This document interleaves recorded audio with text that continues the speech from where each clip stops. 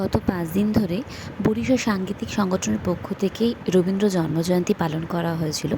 সেখানে এক্সিবিশন করা হয়েছিল, নানা রকম ফুড স্টল, জামা কাপড়, হারমোনিয়াম, জুয়েলারি সব কিছুই ছিল।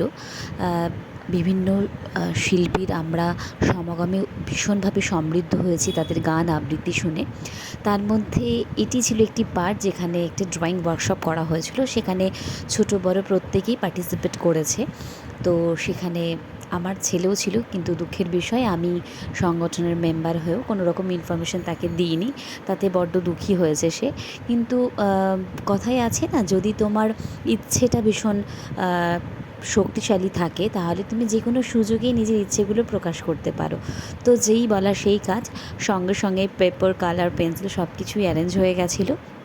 আমার ছেলে উইদাউট বোর্ডেই বসে পড়েছিল, তার ইচ্ছে মতো তার যেটা সে যতটুকু পারে সেটাও চেষ্টা করেছিল।